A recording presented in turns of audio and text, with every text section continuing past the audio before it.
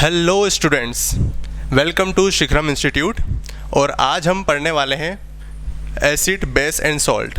मैं हूं हर्ष नामदेव और आज हम देखेंगे कि एसिड्स क्या होते हैं, बेसिस क्या होते हैं और सॉल्ट्स क्या होते हैं। ये क्लास 10th की बोर्ड्स का एक बहुत ही इंपॉर्टेंट टॉपिक है और सबसे कॉम्प्लेक्स टॉपिक्स में से भी एक है। तो स्टार्ट करते हैं एसिड से। What are the acids? Acids आपने पहले ही पढ़ा होगा कि जो बेस से रिएक्ट करते हैं और सॉल्ट्स बनाते हैं वो एसिड्स होते हैं। एसिड, बेस, सॉल्ट में आपने पहले भी डिफरेंस पढ़ा होगा, पर हमें बोर्ड एग्जाम के पर्सपेक्टिव से इसको थोड़ा अलग तरीके से समझना होगा। एसिड्स वो मॉलिक्यूल्स होते हैं या फिर वो कंपाउंड्स होते हैं जो एक्वस सॉल्यूशन के साथ मिलकर H+ आयंस प्रोड्यूस करते हैं। क्या प्रोड्यूस करते हैं? H+ आयंस प्रोड्यूस करते हैं और ओनली पॉजिटिव चार्ज आयंस को ही प्रोड्यूस करते हैं। तो अगर कोई एसिड एक्वस सॉल्यूशन के साथ मिलकर एक H+ आयंस प्रोड्यूस करेगा तो वो क्या देगा हमको? हाइड्रोनियम आयन देगा। क्या देगा? हाइड्रोनियम आयन देगा। तो इसमें हम देखते हैं कि कितने प्रकार के एसिड्स होते हैं, कि एसिड्स किस किस प्रकार के होते हैं। Types of acids. एसिड्स बच्चों बेसिकली दो प्रकार के होते हैं। एक ऑर्गेनिक होते हैं एसिड्स जिनको हम क्या कहते हैं? Weak acids. क्या कहते हैं हम उनको? Weak acids.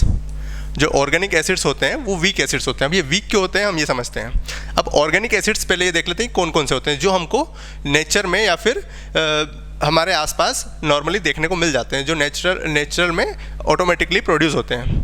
जैसे कि आपने देखा होगा स्टिंग ऑफ एंट के अंदर, यानी कि एक जो चींटी का डंक होता है उसके अंदर होता है formic acid, HCOOH।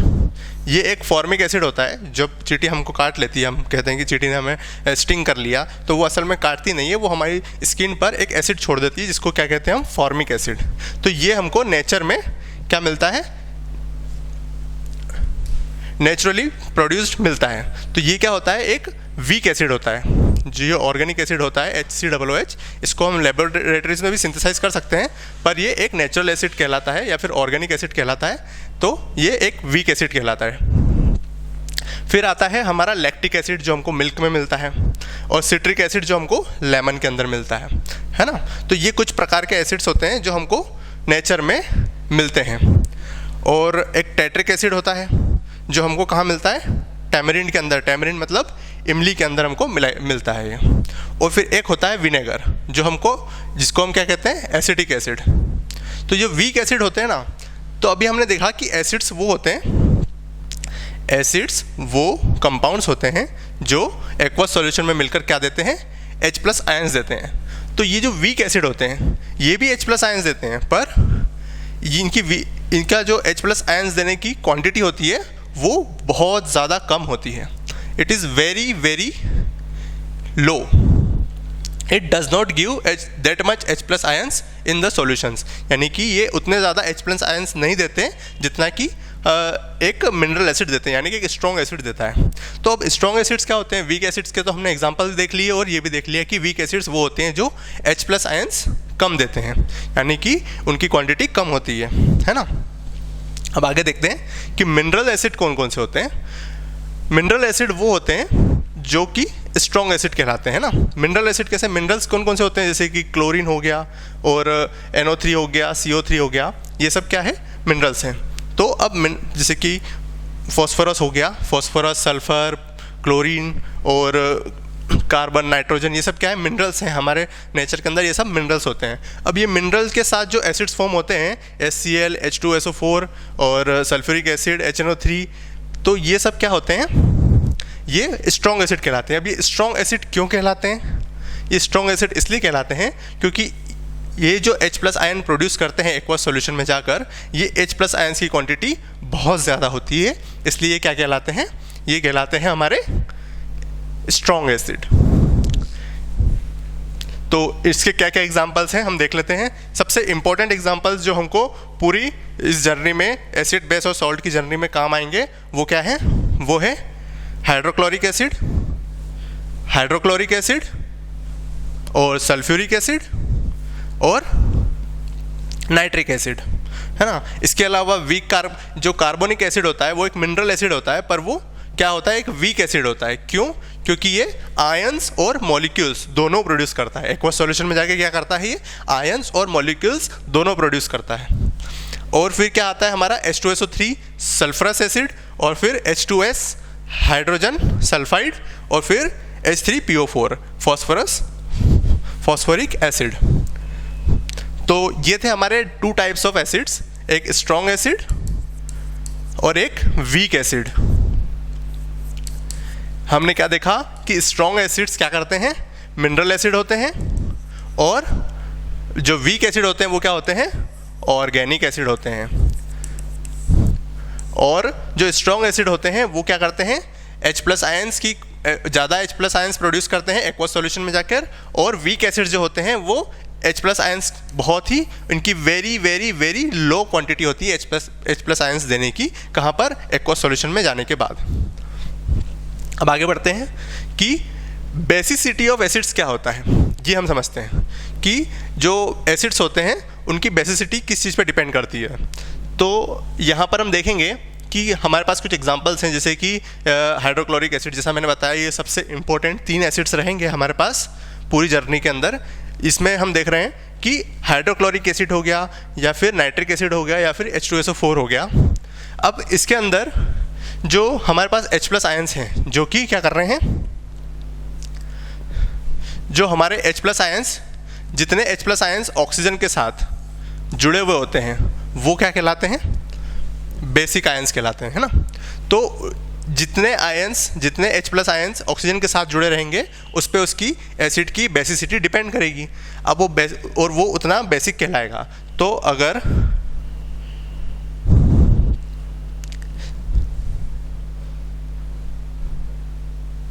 number of ions ionizable H+ ions 1 molecule of acid contain, यानी कि कितने ionizable H+ ions एक मॉलिक्यूल के अंदर रहेंगे उतना क्या रहेगा उसके अंदर, उतनी उसकी बेसिसिटी रहेगी। तो हमारे पास हाइड्रोक्लोरिक एसिड में कितने H+ आयंस हैं जो आयनाइजेबल हो जाएंगे, यानी कि एक्वस सॉल्यूशन में जाकर H+ आयंस प्रोड्यूस कर देंगे। तो यहाँ पर हमारे पास एक H+ आयंस है, कितने हैं, यहाँ पर सिर्फ एक H+ आयंस देगा ये। और यहाँ पर हमारे पास कितने हैं, यहाँ पर भी 1 है। नाइट्रिक एसिड में हमारे पास कितने H+ आयंस रहेंगे, 1। ओके, तो इसलिए क्या कहलाएगा, मोनोबेसिक। और नाइट्रिक एसिड भी क्या कहलाएगा हमारा, मोनोबेसिक, यानी कि इसके पास सिर्फ एक H+ आयंस है एक्वस सॉल्यूशन में जाने के बाद। और हमारे पास फिर क्या है, हाइड्रोक्लोरिक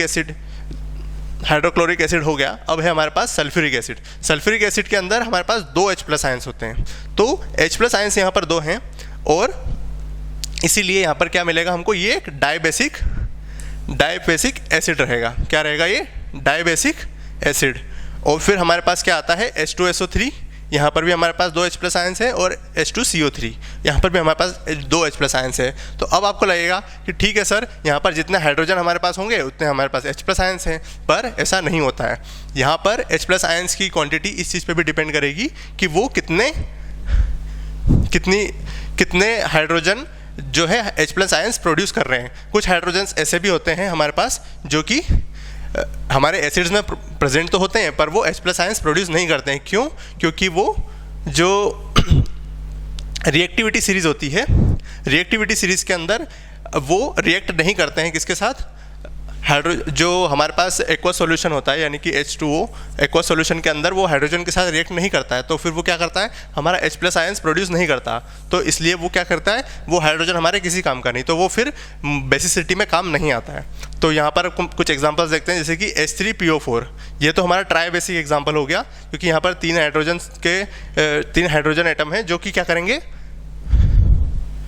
3 हाइड्रोजन एटम्स हैं जो कि 3 H+ आयंस प्रोड्यूस करेंगे। फिर हमारे पास क्या है,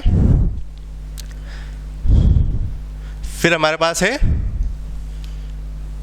CH3COOH, एसिटिक एसिड। तो यहाँ पर सिर्फ एक H+ आयंस है। जैसा कि मैंने बताया था, ये क्या है, एक ऑर्गेनिक एसिड, वीक एसिड है। तो ये ऑर्गेनिक एसिड है और एक वीक एसिड है, तो ये सिर्फ एक H+ आयंस प्रोड्यूस कर रहा है, पर इसके पास तो 4 हाइड्रोजन है।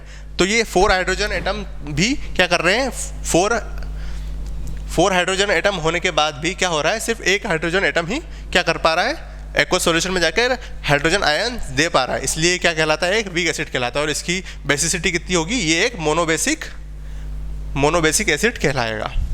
फिर यहाँ पर हम देखते हैं H3PO3, यहाँ पर ये एक डायबेसिक, ये डायबेसिक कहलाएगा। अब इसका हम जो है स्ट्रक्चर देख लेते हैं। जैसे कि H3PO4, यहाँ पर क्या होगा, ऑक्सीजन हाइड्रोजन के साथ अटैच्ड है और ये सब मिलकर क्या बनाएंगे, 3H+ आयंस हमको प्रोड्यूस कर देंगे, है ना। Depends on number of atoms attached with oxygen. H+ ions किस पे डिपेंड करेगा, number of atom attached with oxygen. अब यहाँ पर देखिए, जैसे कि कार्बन के साथ 3 हाइड्रोजन जुड़े हुए हैं, पर हाइड्रोजन किसके साथ जुड़ा हुआ है, बस एक हाइड्रोजन किसके साथ जुड़ा हुआ है, ऑक्सीजन के। तो बस यही क्या कहलाएगा, हमारा H+ आयंस कहलाएगा, ठीक है। हाइड्रोजन पे डिपेंड नहीं करता है कि H+ आयंस कितने होंगे। H+ आयंस इस पे डिपेंड करता है कि वो उसकी रिएक्टिविटी सीरीज में सीरीज वाले किसी एटम के साथ जुड़ा हुआ है, जो हमको बाद में H+ आयंस दे देगा, प्रोड्यूस कर देगा, जैसे कि ऑक्सीजन। HCOOH का एग्जांपल देखते हैं। यहाँ पर भी सिर्फ एक हाइड्रोजन एटम, एक हाइड्रोजन आयन, एक ऑक्सीजन आयन के साथ जुड़ा हुआ है, तो ये क्या कर देगा, हमको एक H+ आयंस प्रोड्यूस करके दे देगा। तो ये क्या कहलाएगा, मोनोबेसिक। और फिर इसके बाद H3PO3, तो ये क्या करेगा, इसके अंदर सिर्फ 2 हाइड्रोजन एटम जुड़े हुए हैं ऑक्सीजन के साथ, ऑक्सीजन आयन के साथ, तो ये क्या करेगा, हमको 2 आयंस प्रोड्यूस करके देगा। तो इसीलिए ये क्या कहलाएगा, डायबेसिक कहलाएगा। कितना कहलाएगा, डायबेसिक।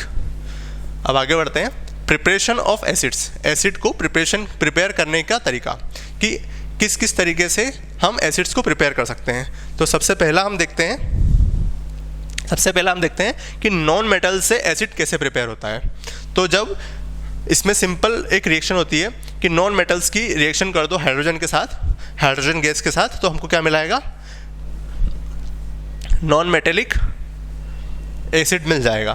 तो हमारे पास क्या है, क्लोरीन जो हाइड्रोजन गैस के साथ रिएक्शन करेगा, तो क्या मिलेगा हमको, 2HCl यानी कि हाइड्रोक्लोरिक एसिड। फिर वैसे ही हाइड्रोब्रोमिक एसिड और हाइड्रोजन सल्फाइड।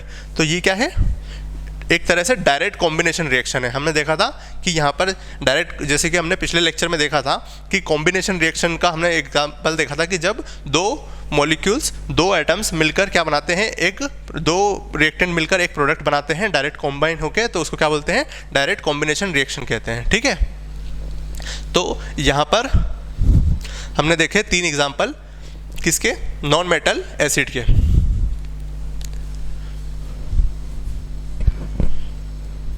तो यहाँ पर हम ये भी देख सकते हैं कि मेटल्स जो हैं बेसिस बनाते हैं और नॉन मेटल क्या बनाते हैं, एसिड्स बनाते हैं। अभी हम इसका आगे भी देखेंगे, बेसिस जब हम बेस पढ़ेंगे तो उसके अंदर हम देखेंगे कि किस तरह से नॉन मेटल्स बेस बनाते हैं। अब मेटल के जो नॉन मेटल के जो ऑक्साइड्स होते हैं, उनसे किस तरह से हम एसिड्स को प्रिपेयर करते हैं, है ना। तो नॉन मेटेलिक ऑक्साइड्स जो होंगे, नॉन मेटल के जो ऑक्साइड्स होंगे, उनकी क्या होगी, वाटर के साथ रिएक्शन होगी, H2O के साथ रिएक्शन होगी, तो वो क्या प्रोड्यूस करेगा, हमारा एसिड प्रोड्यूस करेगा। तो एग्जाम्पल देखते हैं हम, कार्बन डाइऑक्साइड, ये क्या है, एक एसिड एनहाइड्रेट है, एसिड एनहाइड्रेट। अब इसको हम क्या करेंगे, हाइड्रेट सॉल्यूशन के साथ मिक्स करेंगे, तो हमको क्या मिलेगा, H2CO3, कार्बोनिक एसिड, है ना। एक हमने नॉन मेटेलिक ऑक्साइड की हमने क्या करा, वाटर के साथ रिएक्शन करी, तो हमको क्या मिला, एसिड मिल गया। फिर हम देखेंगे SO3, सल्फर ट्राइऑक्साइड, फिर उसकी क्या करेंगे, हम वाटर के साथ रिएक्शन करेंगे, तो हमको H2SO4 मिलेगा, सल्फ्यूरिक एसिड। और फिर हम यहाँ पर क्या बनाएंगे, H2SO3, सल्फरस एसिड और नाइट्रिक एसिड और नाइट्रस एसिड। नाइट्रस एसिड और नाइट्रिक एसिड ये क्या है, एक मिक्स एनहाइड्राइड है। ये क्या है, NO2 क्या है, एक मिक्स एनहाइड्राइड है। तो ये क्या, हमको ये एक अकेली ऐसी रिएक्शन होगी, एक्सेप्शन, जिसमें 2 एसिड्स हमको मिल जाएंगे एक साथ जब हम वाटर के साथ रिएक्शन करेंगे।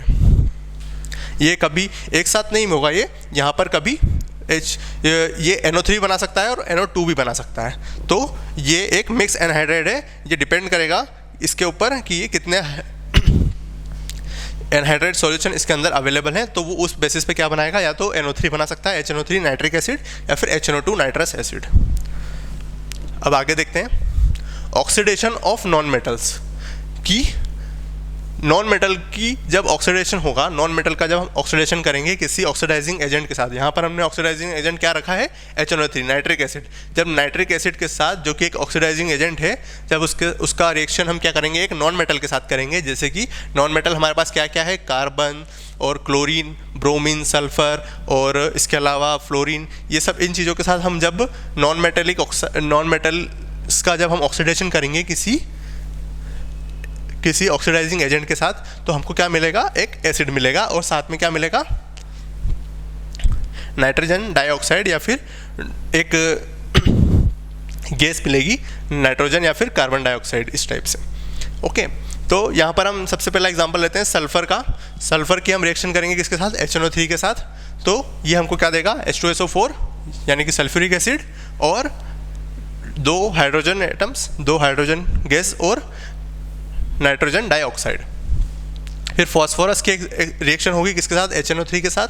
तो हमको क्या मिल रहा है, यहाँ पर हमने क्या लिया है, एक नॉन मेटल, और इसकी रिएक्शन किसके साथ कर रहे हैं हम, HNO3 यानी कि एक ऑक्सीडाइजिंग एजेंट। यहाँ पर HNO3 एक एसिड्स की जगह यहाँ पर इसको क्या डिनोट करेंगे हम, एक ऑक्सीडाइजिंग एजेंट की तरह, ठीक है।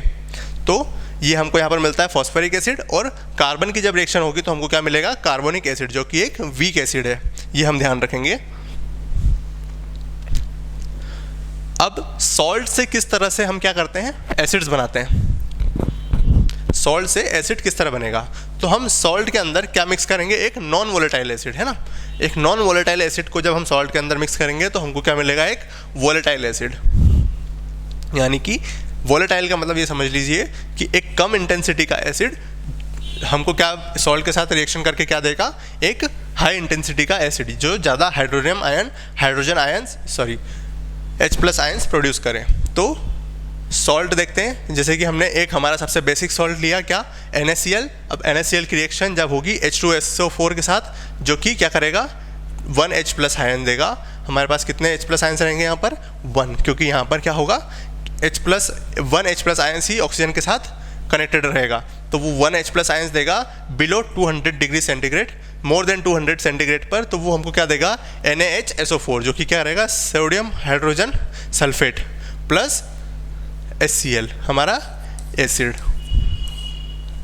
इसके बाद हम एक लेंगे सोडियम नाइट्रेट, यानी कि सोडियम नाइट्रेट क्या है, हमारा सॉल्ट। और फिर वो जब H2SO4 के साथ उसका रिएक्शन होगा तो वो क्या करेगा, 200 डिग्री, मोर देन 200 डिग्री पर फिर हमको क्या मिलेगा, NaHSO4 प्लस HNO3। ओके, तो हम यहाँ पर क्या कर सकते हैं, सोडियम की जगह हम यहाँ पर पोटेशियम भी यूज़ कर सकते हैं। तो हम यहाँ पर अगर KCl यूज़ करेंगे, कहाँ गया पेन, अगर हम यहाँ पर KCl यूज़ करेंगे तो हमको क्या मिलेगा, यहाँ पर एट द एंड KCl मिल जाएगा। और यहाँ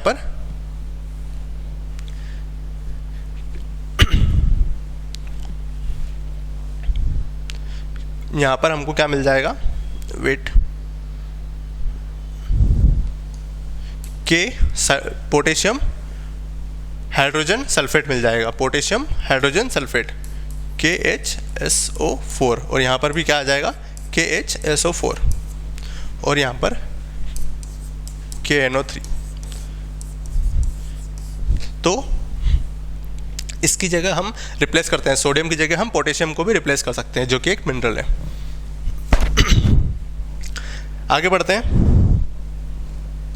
एसिड्स की प्रॉपर्टीज़ क्या होती है, एसिड्स अलग अलग रिएक्शन देते हैं अलग अलग इंडिकेटर्स के साथ, और वही उसकी प्रॉपर्टीज शो करते हैं, है ना। जैसे कि लिटमस टेस्ट में क्या होता है कि एसिड्स क्या करते हैं, ब्लू लिटमस पेपर को क्या करते हैं, रेड में कन्वर्ट करते हैं, और फिनोल्फ्थालीन गैस को क्या करते हैं, वो कलरलेस कर देते हैं, और मिथाइल ऑरेंज को वो क्या करते हैं, रेड में कन्वर्ट करते हैं।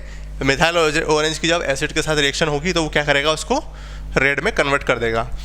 तो यहाँ पर क्या हो रहा है, बेसिकली जो HCl है एक हाइड्रोजन H+ आयंस प्रोड्यूस कर रहा है किसके साथ, वाटर के साथ। तो वो H3O+ बना रहा है, हाइड्रोनियम आयन बना रहा है। अब वो हाइड्रोनियम आयन क्या करेगा, लिटमस पेपर को रेड में कन्वर्ट करेगा, फिनोल्फ्थालीन गैस को क्या करेगा, कलरलेस कर देगा, और मिथाइल ऑरेंज को रेड में कन्वर्ट कर देगा। इसके अलावा और क्या तरीके होते हैं हमारे पास, इंडिकेटर्स और कौन कौन से होते हैं जो प्रॉपर्टी शो करते हैं एसिड्स की, कि एसिड कितना एसिडिक है या फिर कितना ज़्यादा वो हाइड्रोनियम आयन या फिर H+ आयंस क्या कर रहा है, प्रोड्यूस कर रहा है। तो pH स्केल डिफाइन करता है कि एक एसिड कितना ज़्यादा एसिडिक है। तो pH स्केल के लेवल अगर 7 से बिलो है, इफ इट इज़ बिलो 7 तो वो क्या कहलाएगा, वो एसिडिक कहलाएगा। और अगर मोर देन 7 है पीएच स्केल पे क्या होता है 1 से लेकर 7 और 14 तक रेंज होती है। तो अगर 1 से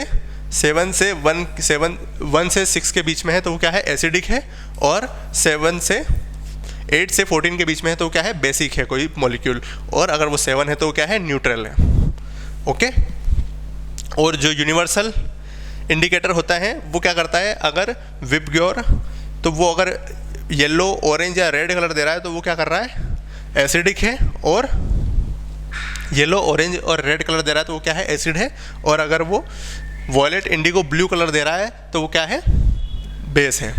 और अगर वो ग्रीन कलर दे रहा है तो वो क्या है, न्यूट्रल है, कोई सब्सटेंस। अब प्रॉपर्टीज़ क्या होती है एसिड्स की, हम वो आगे देख लेते हैं। कि मेटल के साथ रिएक्टिविटी सीरीज से हम ये समझते हैं कि इसकी क्या प्रॉपर्टी होती है।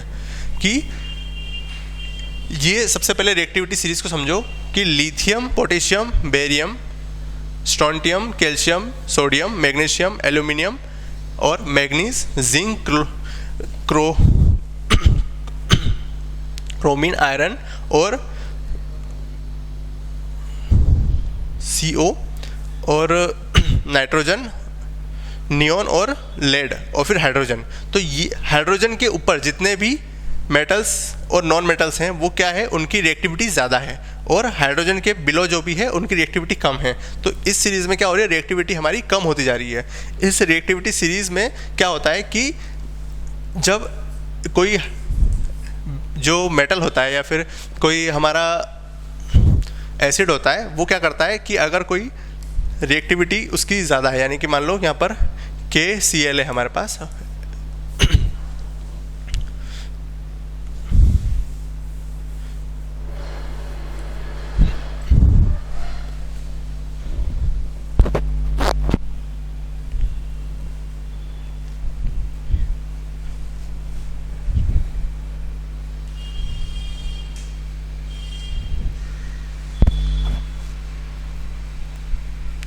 तो रिएक्टिविटी सीरीज़ में हाइड्रोजन के पहले जितने भी जो रिएक्टिविटी सीरीज़ होती है इसके अंदर हाइड्रोजन के पहले जितने भी मेटल्स हैं या फिर मिनरल्स हैं, इसके साथ अगर कोई एसिड रिएक्ट करता है तो वो क्या करता है, H+ आयंस प्रोड्यूस करता है।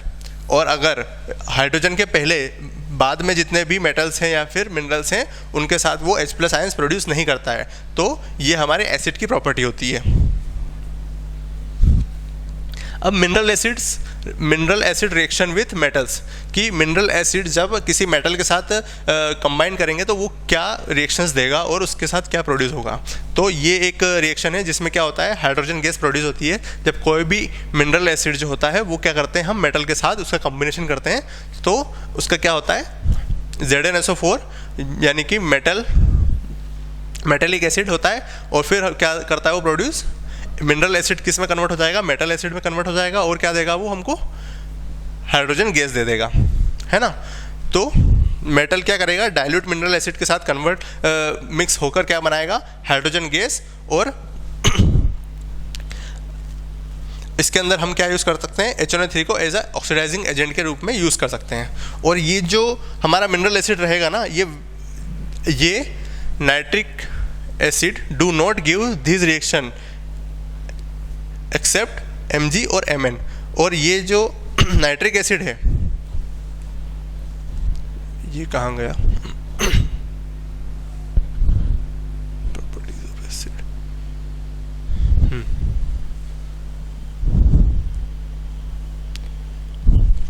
तो मेटल क्या करेगा, डाइल्यूट मिनरल एसिड के साथ जब रिएक्शन करेगा तो वो क्या करेगा, हाइड्रोजन गैस प्रोड्यूस करेगा। और HNO3 जो है उसमें एक ऑक्सीडाइजिंग एजेंट के रूप में काम करेगा, है ना। और क्या करेगा, हाइड्रोजन गैस प्रोड्यूस करेगा। पर नाइट्रिक एसिड, हम यहाँ पर क्या कर रहे हैं, H2SO4 ले रहे हैं, HCl ले रहे हैं, H2SO4 ले रहे हैं, ये सब क्या है, हमारे मिनरल एसिड है। पर यहाँ पर नाइट्रिक एसिड है वो रिएक्शन नहीं देगा, या मेटल के साथ कोई रिएक्शन नहीं देगा एक्सेप्ट, क्या एक्सेप्शन है इसके अंदर, मैग्नीशियम और मैग्नीज, इन दोनों के साथ ये रिएक्शन देगा। और इसमें भी जो ये मैग्नीज और मैग्नीशियम का जो रिएक्शन होगा तो इसमें क्या होगा, नाइट्रिक एसिड का जो सॉल्यूशन होगा वो वेरी वेरी वेरी डाइल्यूट होना चाहिए। क्या होना चाहिए, वेरी वेरी डाइल्यूट होना चाहिए। अब acids reaction with metal carbonate, अब मेटल के कार्बोनेट के साथ एसिड्स क्या रिएक्शन देते हैं ये देख लेते हैं हम कि मेटल कार्बोनेट के साथ एसिड्स रिएक्शन देगा तो क्या प्रोड्यूस होगा, carbon dioxide, water plus salt. जब मेटल कार्बोनेट के साथ हम एसिड्स को कंबाइन करते हैं तो वो क्या देगा, कार्बन डाइऑक्साइड, वाटर और गैस। एग्जांपल के लिए देखते हैं जैसे कि मैग्नीशियम कार्बोनेट। तो मैग्नीशियम कार्बोनेट जब H2SO4 यानी कि डाइल्यूट H2SO4 एक एसिड जिसके साथ रिएक्शन होगा तो क्या करेगा, H2SO4 मैग्नीशियम के साथ जुड़ जाएगा और क्या बनाएगा हमारा MgSO4 जो कि एक क्या रहेगा, सॉल्ट रहेगा, और इसके साथ कार्बन डाइऑक्साइड और वाटर इसका क्या होगा, एक बाय प्रोडक्ट निकलेगा। अब हम यहाँ पर क्या करते हैं, जिंक कार्बोनेट का यूज़ करते हैं। जिंक कार्बोनेट का जब रिएक्शन होगा डाइल्यूट HCl के साथ तो क्या बनाएगा, कार्बन डाइऑक्साइड प्लस वाटर, और यहाँ पर क्लोरीन किसके साथ जुड़ गया, जिंक के साथ जुड़ गया। तो जिंक के साथ जुड़ के क्या बना दिया, ZnCl जो कि एक सॉल्ट है। ओके, अब यहाँ पर आयरन कार्बोनेट है ना, FeCO3 किसके साथ रिएक्शन करेगा, HNO3 के साथ। तो ये क्या बनाएगा, कार्बन डाइऑक्साइड प्लस वाटर, और ये क्या बनाएगा, FeNO3 जो कि एक सॉल्ट है। ओके, तो जब एसिड्स रिएक्ट करते हैं किसके साथ, मेटल कार्बोनेट के साथ, तो क्या बनाते हैं, carbon dioxide, water plus salt. यहाँ पर एक चीज़ है, ये देख लीजिए कि जब ये कार्बन डाइऑक्साइड एक्सिस में क्या करेंगे, एक लाइम वाटर के अंदर रिएक्ट करेंगे, यानी कि जब कार्बन डाइऑक्साइड को हम लाइम वाटर के साथ रिएक्ट करेंगे तो ये क्या करता है, ये लाइम वाटर को मिल्क यानी कि मिल्की टेक्सचर में कन्वर्ट कर देता है। अब मेटल सल्फाइड्स के साथ जब एसिड्स की रिएक्शन होगी तो हमको क्या मिलेगा, जब एक मेटल सल्फाइड यानी कि SO3 है ना, उसकी एसिड के साथ रिएक्शन करेंगे है ना, तो ये क्या बनाएगा, salt plus H2O plus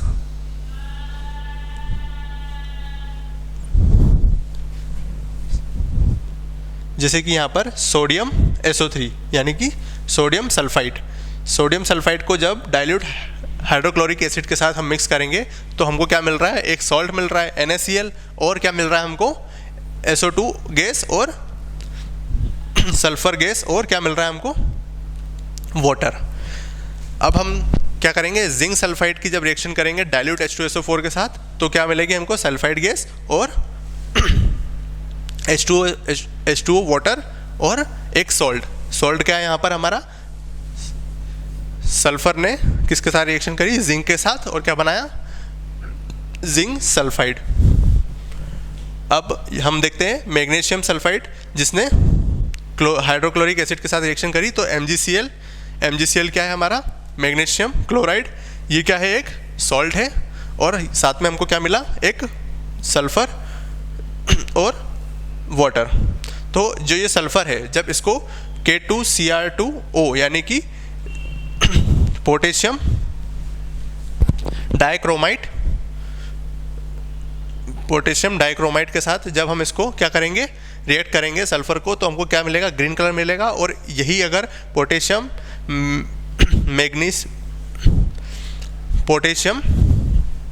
magnet के साथ जब हम इसको क्या करेंगे, रिएक्ट करेंगे तो क्या देगा हमको, ये ऑरेंज कलर किस में हो जाएगा, कलरलेस में कन्वर्ट हो जाएगा। अब हम आगे देखते हैं कि मेटल सल्फाइड जब रिएक्ट करेंगे, अभी हमने क्या देखा कि मेटल सल्फाइड किस जब रिएक्शन करता है तो क्या मिलता है हमको, सॉल्ट मिलता है ना। और अब हम क्या देखते हैं आगे कि जब मेटल सल्फाइड एसिड के साथ रिएक्शन करेगा तो हमको सॉल्ट तो मिलेगा पर एक H2S गैस मिलेगी जिसकी स्मेल कैसी होगी, रोटन एग जैसी, यानी कि सड़े हुए अंडे की तरह उसकी स्मेल आती है। तो जब मेटल सल्फाइड रिएक्ट करेगा एसिड के साथ तो हमको क्या मिलेगा, एक सॉल्ट जैसे कि ZnS metal sulphide, FeS iron sulphide और PbS यानी कि लेड सल्फाइड। ये जब रिएक्ट करेगा एक एसिड के साथ जैसे कि HCl या H2SO4 तो हमको मिलेगी क्या, H2S गैस प्लस FeCl2, यहाँ पर Cl किसके साथ रिएक्ट कर रहा है, Fe के साथ, और SO4 किसके साथ रिएक्ट कर रहा है, लेड के साथ। तो SO4 PbSO4 क्या बना रहा है, लेड सल्फेट और आयरन क्लोराइड और जिंक क्लोराइड, ये सब क्या है, सॉल्ट है। और हमको क्या मिल रही है यहाँ पर, H2S गैस मिल रही है। अब ये H2S गैस किस तरह की स्मेल प्रोड्यूस करती है, रोटन एग जैसी, यानी कि सड़े हुए अंडे की तरह। अब न्यूट्रलाइजेशन क्या होता है कि एसिड का हम क्या करेंगे, न्यूट्रलाइजेशन करेंगे, यानी कि एसिड को हम न्यूट्रलाइज कर देंगे, उसके जो हाइड्रोजन आयन प्रोड्यूस करने की जो कैपेसिटी है उसको हम खत्म कर देंगे। तो जब हम एसिड को बेस के साथ, यानी किसी बेस के साथ, यानी कि मेटालिक ऑक्साइड के साथ, है ना, जब उसकी रिएक्ट करेंगे तो हमको क्या करेगा, हमको सॉल्ट और वाटर दे देगा। और ये वाटर क्या होता है, एक न्यूट्रल सॉल्यूशन होता है, जैसे कि हाइड्रोक्लोरिक एसिड, सल्फ्यूरिक एसिड और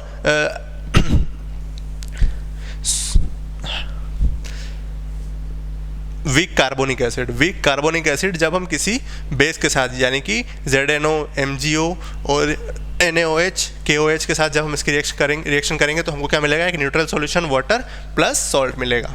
ठीक है, तो इसको क्या कहते हैं, प्रोसेस ऑफ न्यूट्रलाइजेशन। यहाँ पर हमने क्या करा, एक हाइड्रोजन आयन को OH आयन के साथ, एक पॉजिटिव हाइड्रोजन आयन को क्या करा, एक नेगेटिव हाइड्रोजन OH आयन के साथ मिक्स करा और क्या करा, एक न्यूट्रल सॉल्यूशन प्रोड्यूस करा। तो ये था बच्चों एसिड्स। अब इसके बाद हम देखेंगे नेक्स्ट लेक्चर में कि बेसिस क्या होते हैं और वो किस तरह की रिएक्शन करके अलग अलग मॉलिक्यूल्स और कंपाउंड्स प्रोड्यूस करते हैं।